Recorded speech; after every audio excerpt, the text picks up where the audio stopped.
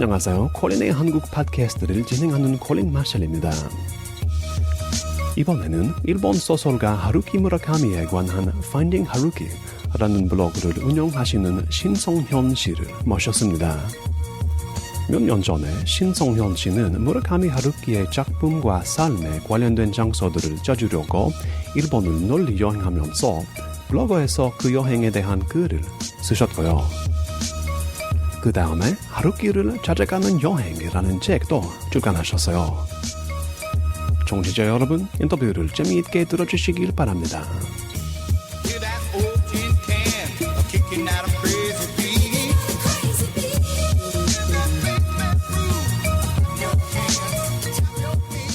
해변의 카프카라는 하루키 소설을, 하루키의 세계를 발견하셨죠. 근데 해변의 카프카 자체 어떻게 알게 되셨어요? 해변의 카프카는 제가 무라카미 하루키라는 작가를 처음 알게 해준 소설이에요. 당시가 일본에서는 물론 2002년에 출간됐지만 한국에는 2년 뒤인 2004년도 여름에 출간이 됐는데 제가 그때 대학교 4학년 졸업반이었습니다. 취업을 할지, 군대를 갈지, 이런 것들 아무것도 정해지지 않은 상태에서 습관처럼 다니는 그 광화문의 교보문고 아실 것 같은데, 예. 그냥 참새가 방앗간 가듯이 항상 에어컨 바람 더우니까 시원하게 그런 목적도 있었는데. 중요해요, 여름에는. 그래서 그 일본 문학 코너를 보다가 해변의 카프카라는 걸 발견을 했고, 근데 따로 또 특설매대로 엄청나게 수북하게 쌓여있는 걸 봤어요. 처음 느낌은 무라카미 하루키라는 걸 보고, 일본 소설이구나. 그리고, 되게 이름이 자체가 너무 독특하다. 이런 거에 일단 끌렸고, 그리고 책 표지, 파란색과 녹색의 2권짜리에 보통 책보다는 조금 판형이 작은 하드커버도 아니고 집기 쉽게끔 출간이 되었었거든요. 그래서 자연스럽게 손이 갔고 그 자리에서 2권 사가지고 바로 근처 카페 가서 읽기 시작했던 것 같아요. 카프카, 해변의 카프카를 모르는 분에게 어떻게 묘사할 수 있으세요? 그 소설의 매력. 일단 제가 처음 읽었을 때를 회상해 보면 그 당시 저의 어떤 제 앞길이 불분명한 상태의 어떤 제 입장에서는 그 소설을 보시면 주인공이 2명이 나오는데요. 15살 소년, 성인이 아닌 소년이자 성장을 더 해야 되는 소년이고, 그리고 이미 완전히 성장을 한 노인, 나카타 노인과 그 15세 소년 카프카 소년이 나오는데, 2 사람 다 역시 너무 불확실한 상황인 거예요. 소년은 소년 나름대로 더 성장을 앞두고 있는 어떤 정체성의 혼란을 겪고 있는 시기고, 그 나카타 노인도 과거의 어떤 그 2차 세계대전 때 그 원폭 투하된 그런 역사적 배경 하에 그런 거에 영향을 받아가지고 고양이와 말을 할 수 있다든지 이런 캐릭터거든요. 약간 주위 사람들로부터 약간 위로가 필요하고 좀 보살핌이 필요한 그런 캐릭터였거든요. 그 2 캐릭터가 일단 제가 너무나 몰입을 한 것 같아요. 제 비슷한 상황과. 일단 그게 가장 컸었고, 그리고 또 이야기의 구조를 보면 하루키 소설은 일단 몇 번 읽어보신 분들 알겠지만 패러럴 월드라 그래가지고 두 개의 세계가 거의 동시에 왔다 갔다 하는 그런 재미가 있거든요. 물론 그런 거를 너무 어렵고 너무 헷갈리고 좀 싫다라고 하는 독자도 있지만 그 매력을 아는 독자들은 정말 하루키에 빠질 수가 있다고 생각을 해요. 그래서 그런 서사 구조, 패러럴 월드가 너무 매력적으로 느껴졌습니다. 처음 읽었을 때 2가지 이야기가 왔다 갔다 하는 것들. 하지만 2가지 이야기가 서로 평행으로 이어지지만 그 2가지는 분명 모든 면에서 만나게 되거든요. 결말로 가게 되면. 그거에 대한 매력, 그리고 사실 일본 여행도 그 전에 몇 번 동생이 일본에 있었어가지고 몇 번 해봤지만 도쿄로부터 시코쿠까지 가는 그 어떤 로드 무비 성격의 그런 서사 구조도 너무 매력적이었어요. 그리고 또 마지막 한 가지는 이제 하루키가 너무 디테일하게 묘사하고 휴게소에서 먹는 녹차라든지 점심 메뉴라든지 장어덮밥 이런 여러 가지 무슨 음식에 대한 묘사, 상황에 대한 묘사가 독자로서 정말 사실은 책을 읽는 독자는 재미가 일단 있어야 되잖아요. 재미가 없으면 안 읽잖아요. 제가 교과서를 한번 보고 덮어버리듯이. 근데 하루키 책은 그런 서사 구조뿐만이 아니라 모든 걸 묘사하는 측면에서 너무나 독자로서 매력적이었습니다. 그래서 해변의 카프카를 읽고 나서 다 하루키 책을 다 읽으셨어요? 네, 해변의 카프카를 읽고 그리고 이제 시간 순서대로 바람의 노래를 들어라, 양을 쫓는 몸, 1973년 핀볼, 양을 쫓는 몸, 노르웨이 숲, 댄스까지 이렇게 쭉 읽어왔던 것 같아요. 얼마 걸렸어요? 그 당시에 전작을 다 읽는 데는 한 2년은 걸린 것 같아요. 뭐 어디 책을 다 싸들고 짐을 싸서 오두막에 들어가서 읽거나 그러지 못했고 틈틈이 읽었고 그러면서 이제 제가 작품을 읽으면서 이따 질문이 나올 것 같긴 한데 지금 말씀드렸어요. 그러면서 하루키의 그렇게 해변의 카프카로 그의 무라카미 하루키 매력에 완전히 빠져버리고 나서 그의 초기작들부터 해서 쭉 거슬러 올라오면서 너무 궁금했어요. 하루키에 대한 지금 우리 국내 독자가 알 수 있는 것들은 책, 그리고 가끔 보면은 그 책 앞에 뭐 하루키가 뭐 독자에게 전하는 메시지 이 정도밖에 없었거든요. 근데 저는 그래서 너무 궁금해가지고 이것저것 다 찾아보고 처음에 찾아본 거는 저희 국내에서 일본 문학 전공하신 대학원 전공하신 분들의 논문, 졸업 논문을 찾아봤는데 너무 학구적이어서 그것까지는 제가 아직 힘들 것 같다라고 해서 인터뷰, 그러니까 해외 인터뷰가 있다는 걸 우연히 알게 되었어요. 여러 하루키 에세이들을 통해서 예를 들면 뭐 하루키가 어디 뭐 하와이 호텔에 쉬고 있는데 뭐 아르헨티나 어디 신문 기자가 일주일 내내 로비에서 볼 때마다 인터뷰 좀 해달라고 막 그런 에세이 글귀를 본 기억이 나서 그러면은 인터뷰가 했을 거고 그러면 아르헨티나 지역의 어느 신문사에도 지금 혹시 하루키의 인터뷰 기사가 남아있지 않을까 그런 식으로 접근을 해서 구글의 힘을 좀 많이 빌려서 그렇게 이제 인터뷰도 찾고 그러면서 되게 새로운 내용들 제가 그동안에 몰랐던 내용들도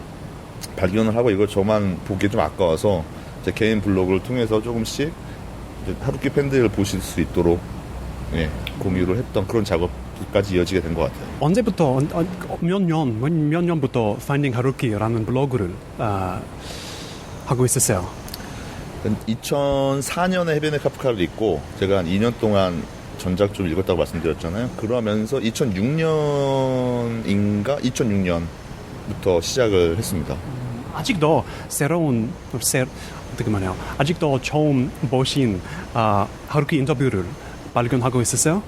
모르겠어요. 제가 뭐 세계 곳곳에 어떤 신문사나 도서관들을 다 찾아가지 못하고 웹상에서 돌아다니는 것들을 일단 서칭을 하다 보니 모르겠어요. 제가 느끼기에는 80% 이상은 일단 웹상에 공개되어 있는 거는 다 모으지 수집하지 않았나 싶고요. 제가 그거를 계산을 해봤어요. 하루키가 작가를 데뷔하고 나서 지금까지의 인터뷰를 했을 텐데 제가 수집한 인터뷰 개수를 대입을 해보니까 하루키가 작가 데뷔하고 나서 3개월에 한 번씩은 한 인터뷰에 수집되었더라고요. 무라카미 하루키가 아시겠지만 뭐 매스미디어에 이렇게 꺼리시는 분이고 그래서 인터뷰도 그렇게 많이 하지는 않을 거란 가정하에 3개월에 한 번은 조금 많이 거의 대부분의 인터뷰가 있지 않나 생각을 합니다. 하루키에 관심 있는 독자는 책뿐만 아니라 인터뷰도 읽으면 어떤 걸 얻어요?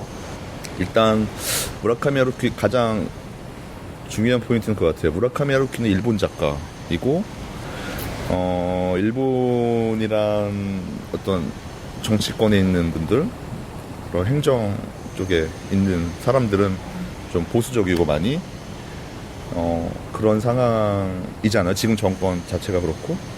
그래서 하루키도 일본 작가고 일본 국민이기 때문에 일본 내에서 인터뷰하는 것들은 뭐랄까 아무래도 강하게 메시지를 못하는 부분이 있는 것 같아요. 물론 최근 들어서 이제 그런 메시지들 이제 2011년 동일본 대지진 이후에 그런 메시지를 강하게 일본 국내에서도 던지긴 하지만 그 전에는 못 그랬을 거거든요. 또 제가 가장 놀랐던 거는 또 하루키가 국내 작가들한테 많이 영향을 많이 끼쳤거든요. 제가 좋아하는 국내 작가 중에 박안서 지금 돌아가셨는데 박안서 작가님도 계신데 그분도 하루키의 영향을 받았다고 에세이에서 뭐 고백 아닌 고백도 하셨고 그런 측면에서 무라카미 하루키라고 하면 물론 영향을 받은 작가들도 있지만 대한민국 국내 문단에 있어서는 뭐랄까 배척해야 되는 대상. 우리나라 입장에서는 우리나라의 어떤 순수한 문화성을 약간 침범하는 느낌이 들 수 있잖아요. 그건 저도 충분히 이해하거든요. 그래서 무라카미 하루키라고 하면은 왜 일본 작가의 소설이 있냐. 물론 한일 관계에 있어서는. 근데 물론 그런 정치적인 문제와 문화적인 문제는 별개로 봐야 되는 건 맞다고 생각은 하고 있는 건 맞는데요. 뭐 저는 그런 거 상관없이 하루키 문학 자체가 좋아서 읽고 있었지만 그렇지 않은 무라카미 하루키를 잘 모르는 사람들은 그런 정치적으로 접근을 해버리면 왜 배척을 하기 쉽게 마련이거든요.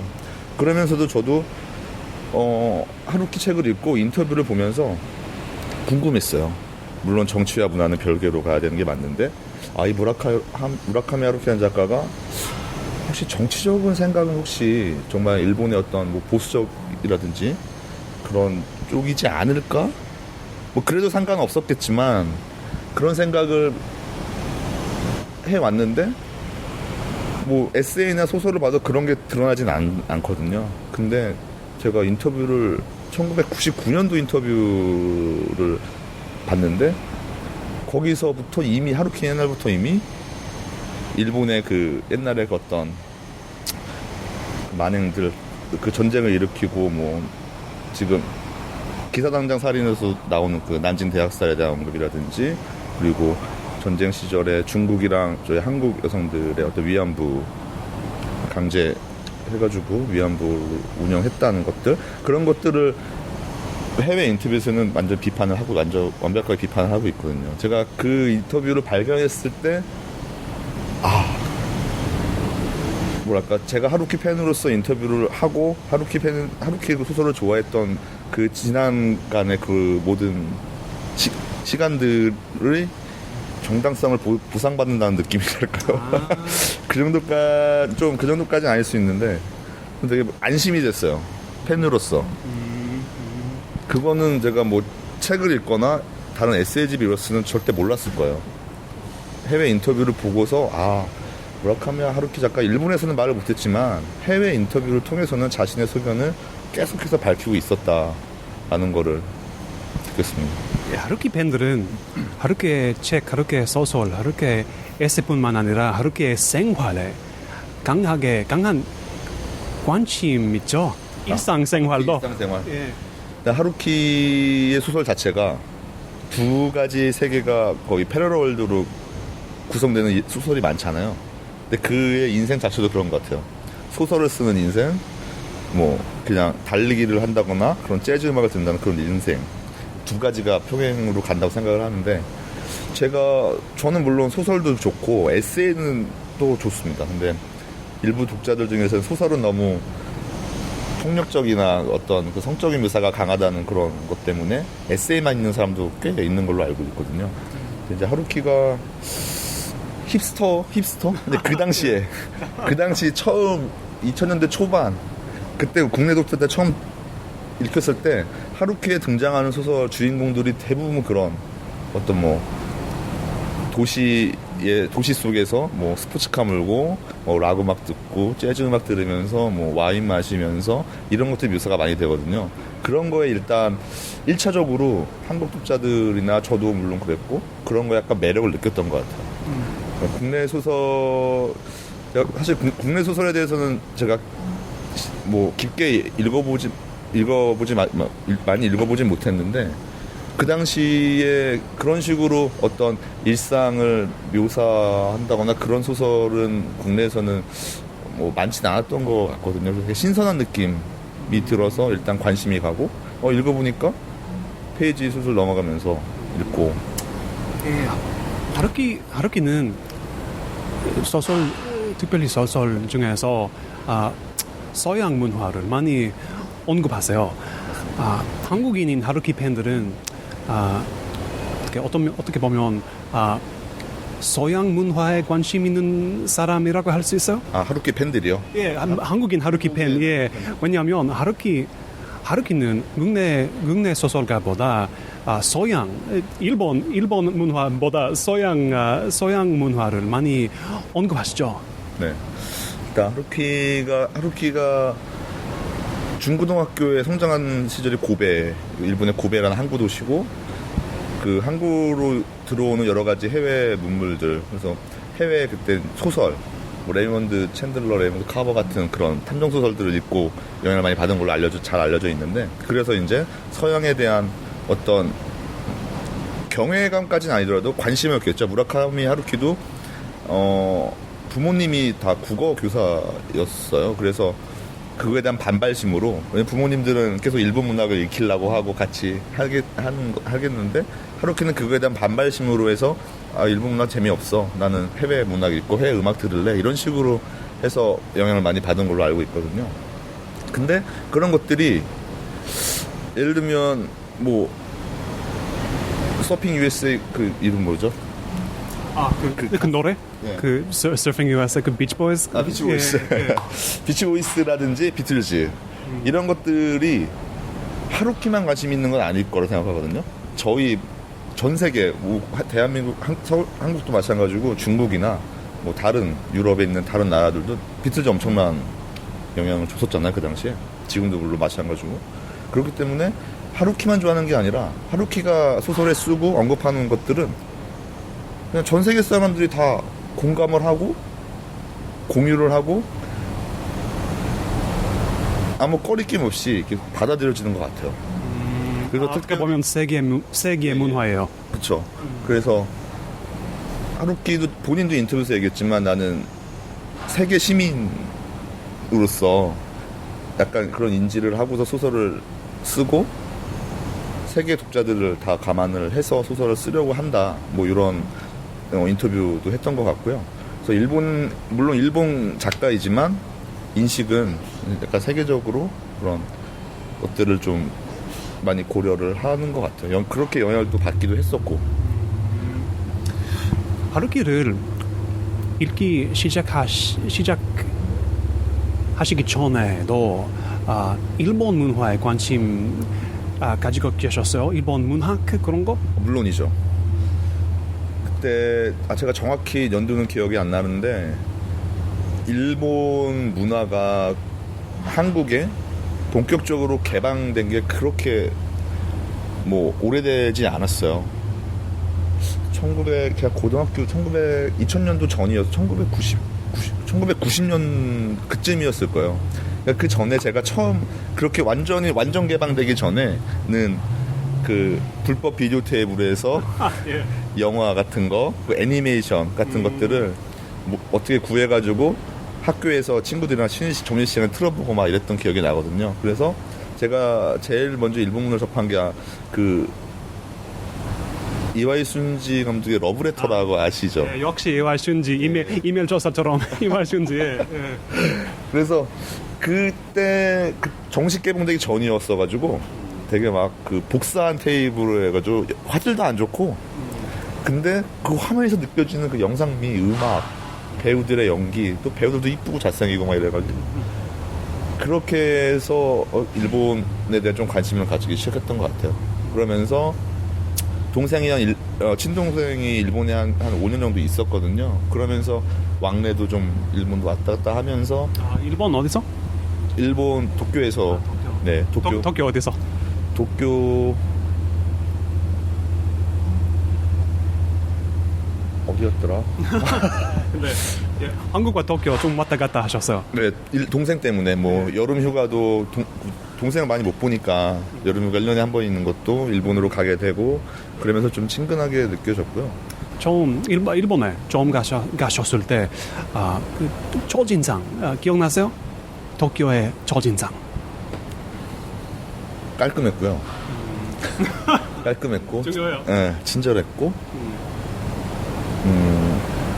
카페나 어디를 가도 불필요한 공간이 없었던 느낌이 나요. 되게 미니멀하게, 예를 들면 지하철 가도 절대 어떤 공간이 불필요하게 노는 공간이 없고 어떻게든 다 활용하고 있는 느낌? 아무래도 이제 좀 섬나라다, 물론 우리는 뭐 크지만 섬나라다 보니까 되게 효율적으로 모든 걸 다 구성을 하고 생활을 하고 있는 느낌. 그게 되게 매력을 느꼈고, 그건 제 생활 습관에도 영향을 끼친 것 같아요. 정리 정도는 한다든지, 네, 그런 것들. 깔끔하고 잘 정돈된 느낌? 그런 게 되게 좋았던 것 같아요. 야, 일본어도 공부하셨어요? 일본어는 대학교 교양 과목으로 공부는 했었고요. 그간에도 여러 번 시도를 했는데 아직 뭐 마스터한 수준까지는 못 되고 여행만 다닐 수 있을 정도. 그리고 이번에 그 파인딩 하루키 여행 갔을 때도 영어랑 일본어 섞어가면서 짧은 영어로 했었고. 근데 제 아직까지의 소원은 물론 하루키의 작품을 원서 일본어로 읽는 게 아직까지 꿈이긴 합니다. 지금 계속 공부를 해야 될 것 같아요. 예, 저는 지난 몇 주 동안 쓰신 하루키를 찾아가는 여행이라는 책을 읽었어요. 피터캣에서 그 서울에 있는 무라카미 하루키 테마 북카페 피터캣에서 읽었어요. 그 책 있어요. 책장에 있어요. 무슨 계기로 그 책을 쓰셨어요?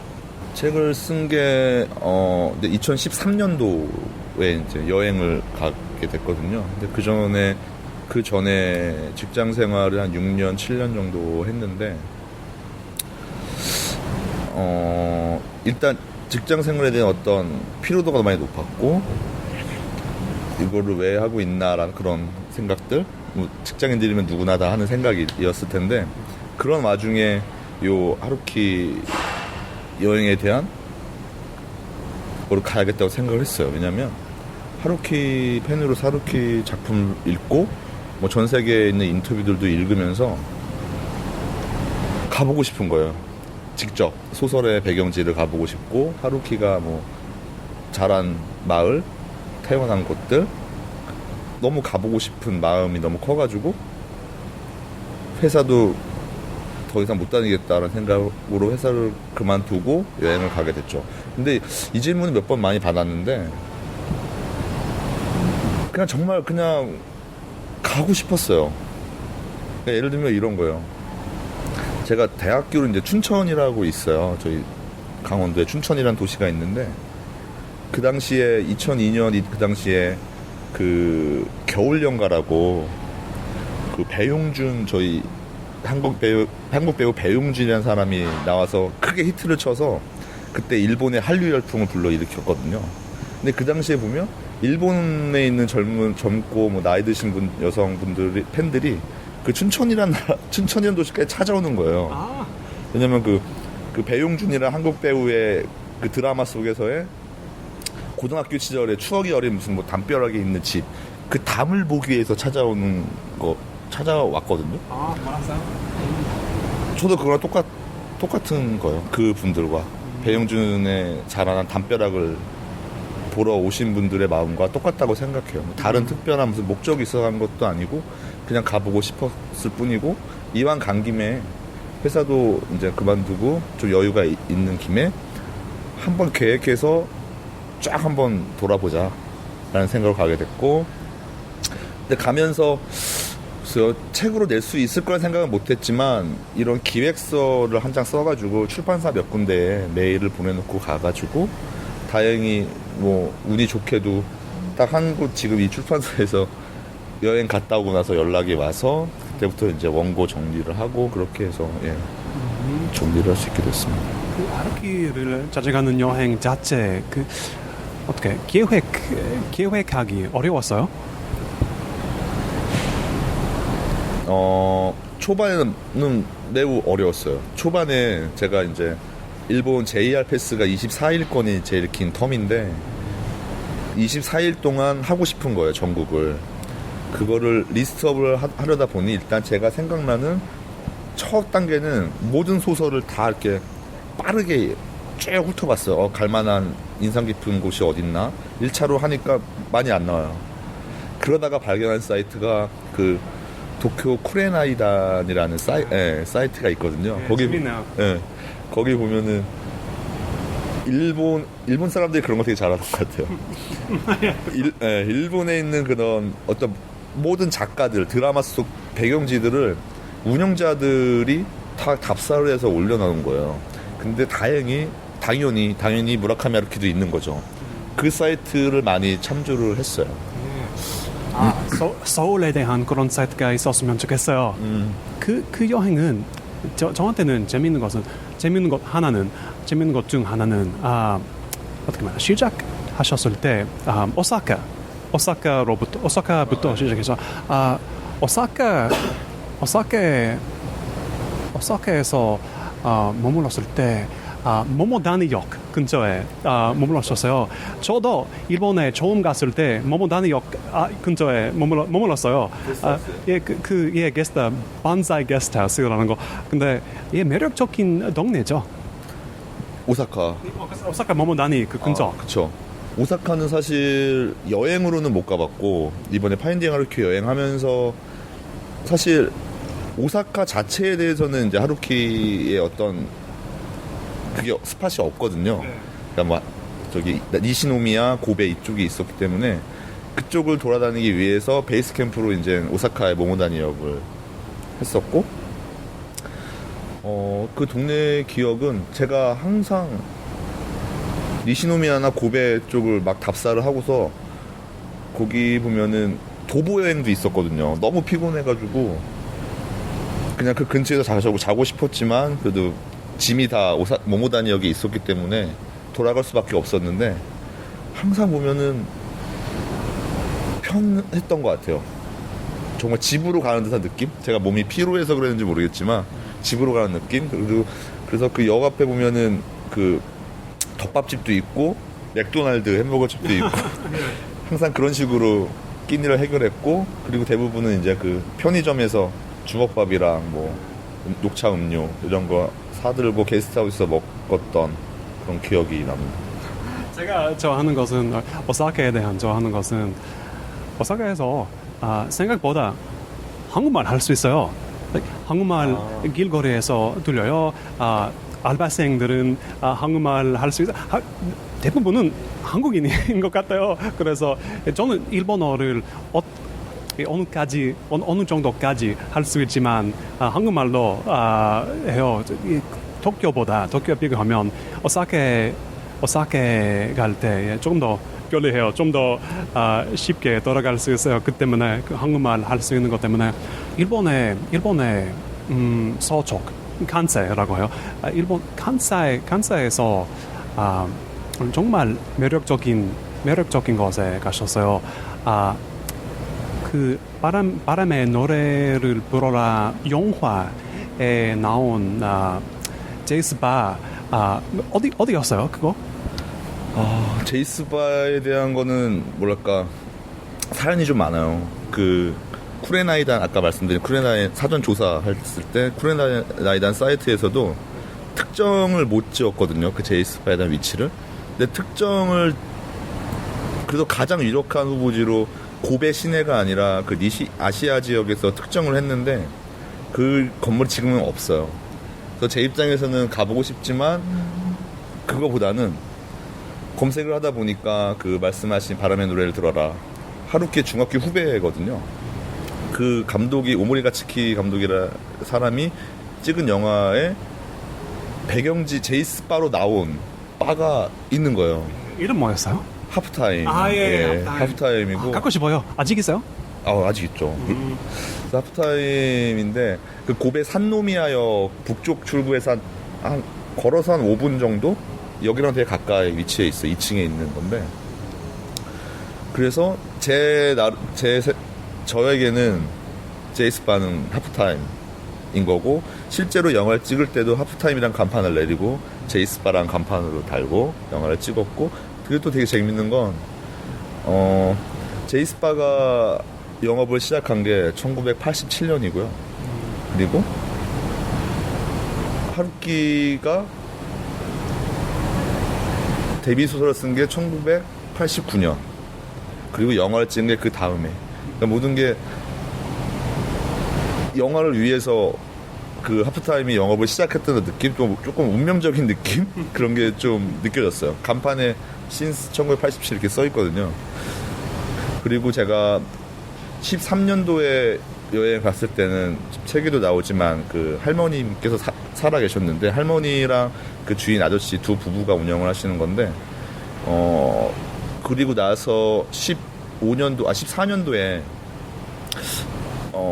문학동네라는 출판사랑 롯데백화점 쪽이랑 해가지고 청춘문학기행이라 그래가지고 제가 인솔하고 하루키팬 20분을 모셔가지고 그쪽 아시아 고베 쪽을 갔었거든요.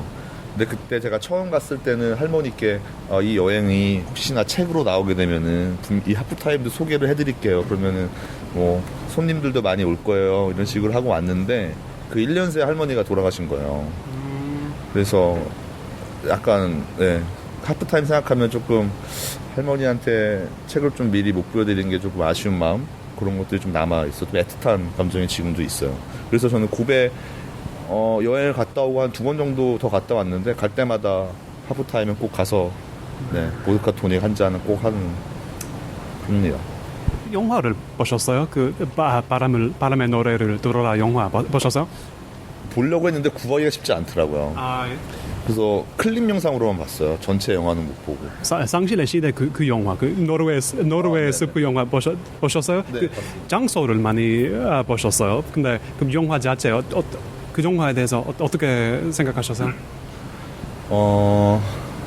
사실 영화를 연출하신 분 트란 아논 감독의 그 시클로란 영화, 저도 영화를 되게 인상 깊게 보고 뭐 많은 국내 영화 팬들도 그런 트란 아논 감독의 시클로를 많이 기억하고 있으셔가지고 기대를 많이 하셨을 거로 알고 있어요. 근데 저는 솔직히 말해서는 안 만들었었으면 더 좋았지 않았을까. 심하게 얘기하면 물론 여기 막 앞에 감독님 계시면 그런 말 못하겠지만 그 영화를 좋아하는 분들은 많지 않아요. 제 생각에는 문제는 좀 어떻게 말해요? 책과 너무 가까운 거예요. 차이점은 많지 않아서 문제가 생겨요. 책과 너무 비슷해요. 말로요? 네. 책의 스토리를 그대로 따라가가지고 찍은 듯한 느낌. 그러니까 감독의 어떤 제 해석이랄까? 하긴 그런 게 없긴 하는데 제가 생각하기에 하루키의 작품을 섣불리 영화를 연출하신 분들이 재해석하기가 쉽진 않을 것 같아요. 그거는 이해를 하는데 그리고 조금 영화를 보면서 많이 약간 괴리감이 있었던 거는 그 배역에서도 좀 많이 그 나오코의 역의 그 배역이 저는 너무 몰입을 방해했던 기억이 납니다. 미도리 역은 되게 괜찮았고 와타나베도 뭐 괜찮은데 나오코 역 좋아하는 배우긴 한데 많이 안 어울렸던 느낌이. 그럴 수도 있어요. 저는 토니 타키타니 영화를 좋아했어요. 예. 좋아하셨어요? 그 영화는 좋습니다. 장편 소설보다 단편 소설은 영화로 또 쉽게 만들 수 있는 것 같아요. 그 여행하면서 일본 어디서 하루키에 대해서 제일 많은 걸 배우셨어요? 2개 정도의 스팟으로 말씀드릴 수 있을 것 같아요. 첫 번째는 하루키가 성장한 곳, 아시아 지역, 니시노미야 지역. 그리고 두 번째는 시부야의 수도고속도로 3호선. 이 2가지로 말씀드릴 수 있을 것 같은데 제가 여행 중에 가장 인상 깊은 곳이기도 5개 중에 2곳이기도 한데 첫 번째 아시아 지역은 하루키가 출생은 교토에서 했지만 이제 거의 초등학교부터 고등학교까지 성장한 곳은 아시아 고베거든요. 근데 아시아 지역은 보통의 여행지는 아니에요. 그냥 일본 내에서 조금 뭐 중산층 이상의 어떤 그런 사람들이 거주하는 조금은 유복한 뭐 타운이라고도 할 수 있는데 하루키가 자랐던 초등학교, 중학교, 그리고 에세이에서도 묘사되어 있지만 뭐 아빠와 함께 보리 새우 낚시를 했던 그런 천 이런 데를 가봤을 때 뭐랄까 그 무라카미 하루키라는 작가가 온전히 다시 저한테 좀 오는 느낌?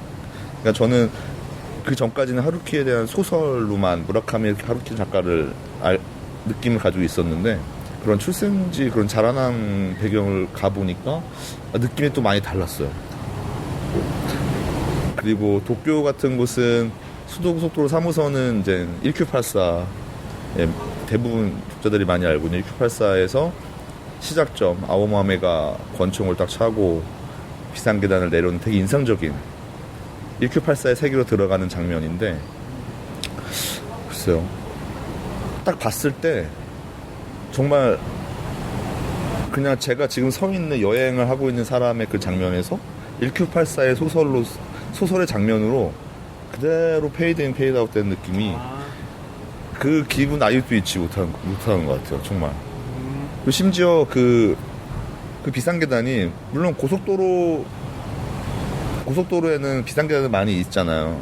근데 하루키가 묘사한 정확한 그 이케지리 출구 지나자마자 시부야 방향으로 내려가는 그 비상계단이 정확하게 위치에 딱 있는 거예요.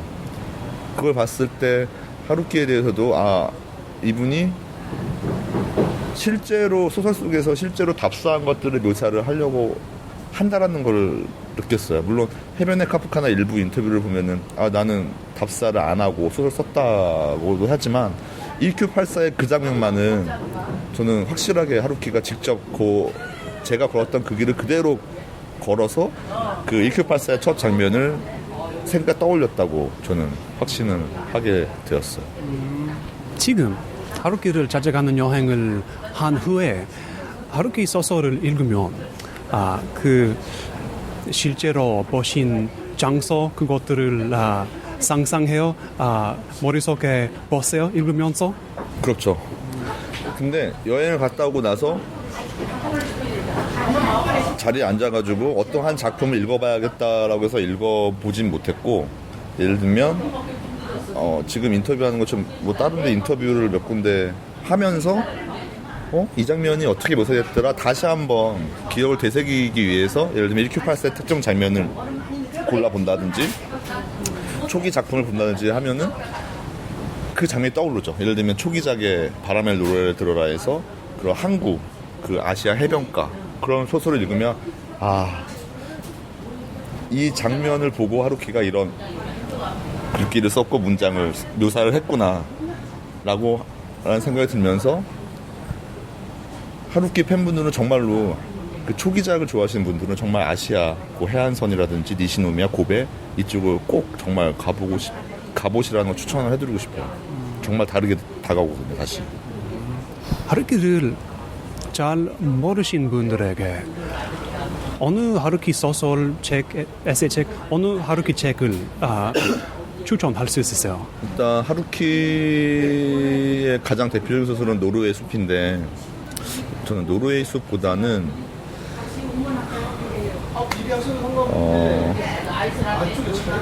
세계의 끝과 하드보일드 원더랜드라는 소설을 추천을 해드리고 싶어요.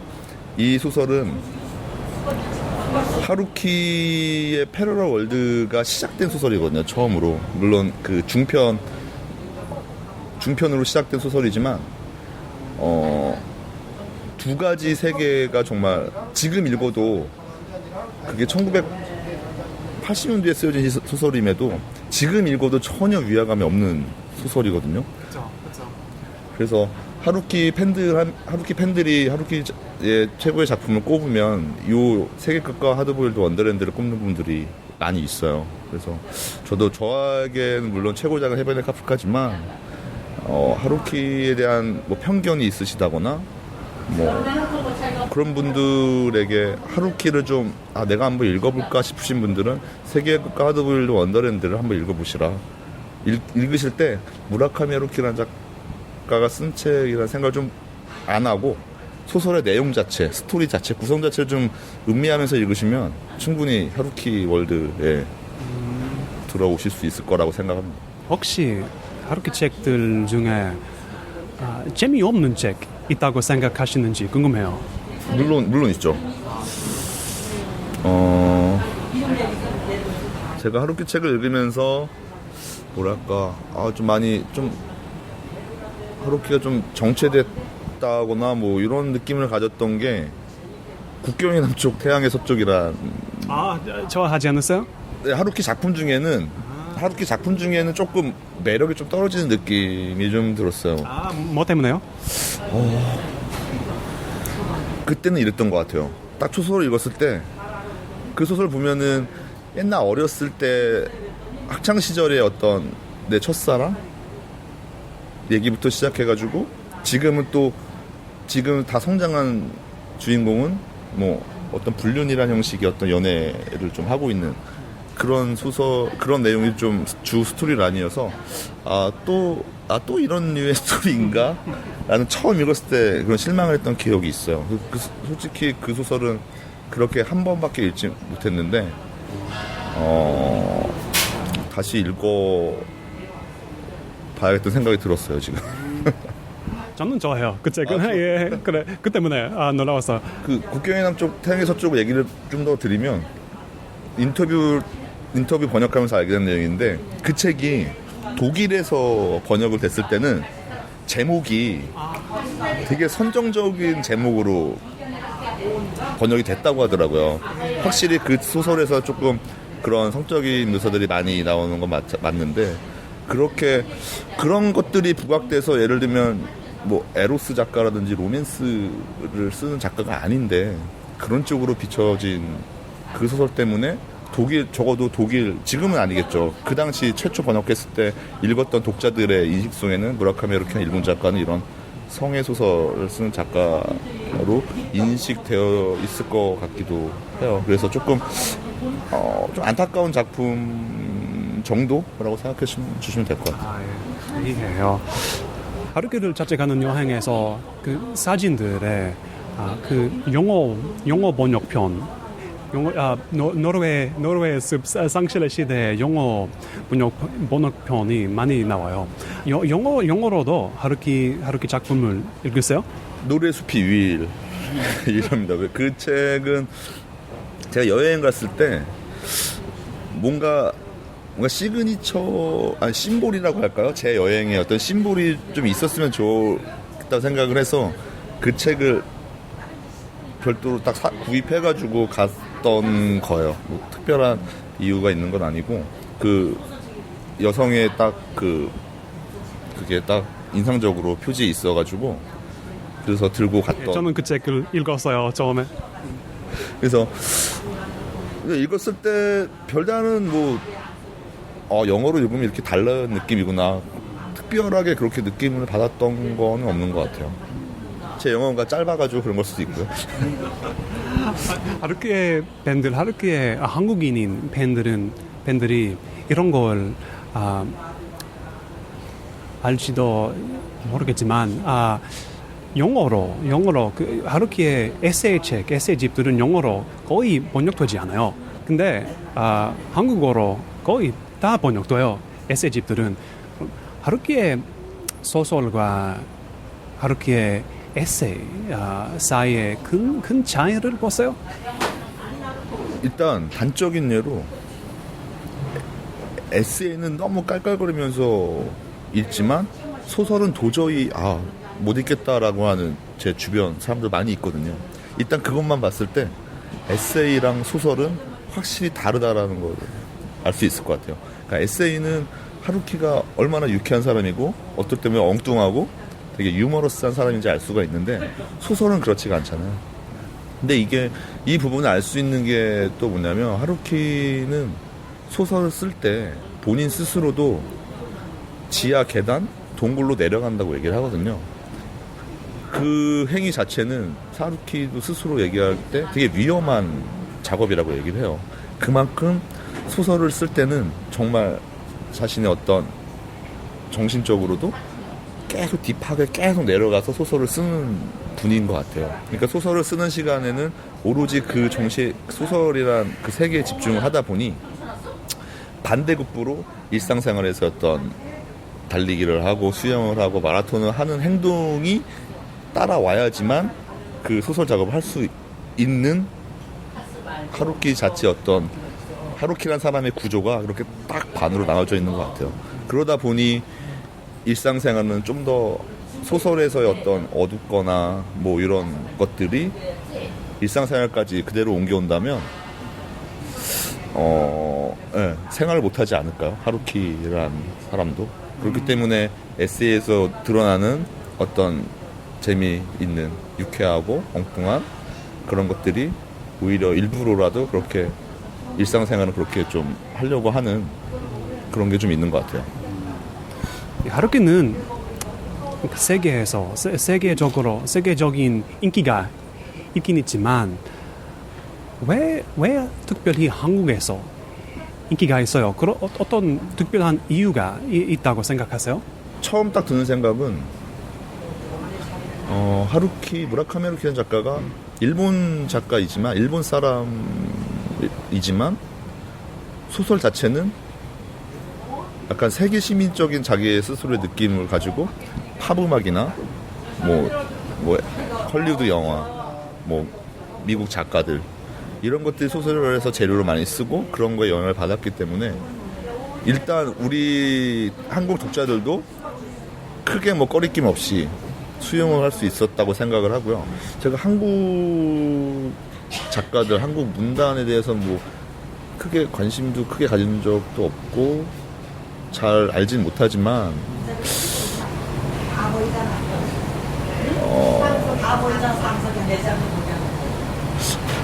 이거는 제가 잘 모르는데 얘기하면 안 될 것 같고 제 짧은 소견을 말씀드리면 안 될 것 같고 그냥 그 한국 독자들한테도 그냥 쉽게 받아들여진 게 가장 크지 않았을까. 그리고 한국의 유명한 지금 작가들 중에서도 하루키의 영향을 받은 문인들이 소설가들이 꽤 있거든요. 그 소설가 중에서 추천하실 만한 거 있어요? 가장 유명하신 분이 김현수 작가가 계시고, 그다음에 이제 김현수 작가님 작품 다 읽지 못했어요. 다 읽지 못했지만 김현수 작가도 재미가 있고 그분의 쓰신 에세이도 되게 괜찮은 것들이 많이 있고, 그리고 아까 처음에 말씀드린 박완서 작가님도 많이 좋아하고 있습니다. 마지막으로 만약에 하루키를 인터뷰할 기회가 생긴다면 하고 싶은 질문 있으세요? 하루키가 지금 나이가 꽤 많이 됐는데 제가 한 인터뷰에서 봤을 때 하루키가 그 인터뷰에서 그 나이가 정확히 기억은 안 나지만 그때쯤 그 인터뷰하는 사람이 그 나이대가 되면 뭘 하고 있으실 것 같으세요? 라고 질문을 했는데 그때 무라카미 하루키는 그때쯤이면 좀 펜을 놓고 쉬고 있지 않을까요? 라는 답변을 했거든요. 근데 그 나이가 제가 그때 계산했을 때 지금 기사단장 주기가 나오고 하루키가 장편 소설 텀이 한 4에서 5년 정도 되거든요. 그 나이로 치면 딱 장편소 딱 하나가 남게 되거든요. 그래서 가장 궁금한 건 당연히 기사단장 죽이기 이후에 하루키가 스스로 말한 대로라면 마지막 장편이 될 텐데 어떤 내용을 쓰고 싶은지 정말 뭐 이 인터뷰를 공개 안 할 테니까 나한테만 얘기해 주면 안 되겠니 이렇게 질문을 하고 싶을 정도로 그게 가장 궁금하고요. 그리고 일단 한국 팬으로서 한국에 좀 한번 와줬으면 좋겠는데 한 번도 안 왔거든요. 안 왔어요. 왜요? 저는 처음 초기에는 한국과 일본의 어떤 역사적인 뭐 그런 것 때문에 안 오나 아니면 일본 내에서의 어떤 반감이랄까 그런 것 때문에 안 오나 그런 되게 어떻게 보면 좀 우스운 오해도 했었는데 지금 생각해 보면 하루키는 미국 문화, 유럽 문화에 영향을 많이 받은 사람이기 때문에 그런 나라들에 다니기도 바쁠 것 같은 거예요. 그래서 바로 옆 나라인 중국이나 한국 뭐 이런 거에는 자연스럽게 관심사에서 우선순위가 밀려서이지 않을까.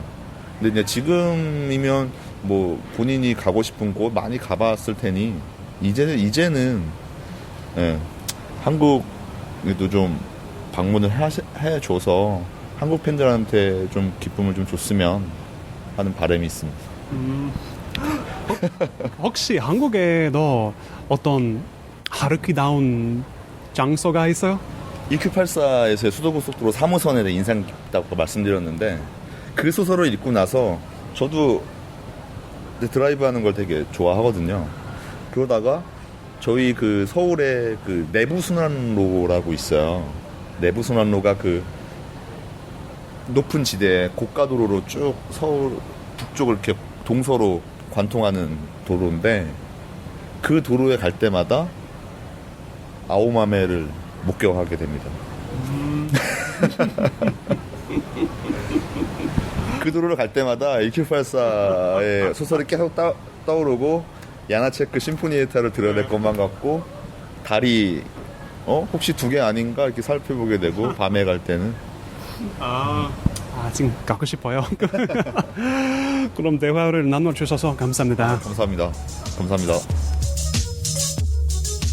청취자 여러분 들어주셔서 감사합니다. 제 웹사이트는 colinmarshall.org 알파벳으로 colinmarshall.org 고요. 트위터 사용자명은 Colin Marshall입니다. 팟캐스트 주제 음악은 The Custodian of Records의 Korean BBQ입니다. 다음의 인터뷰를 기대하시길 바랍니다.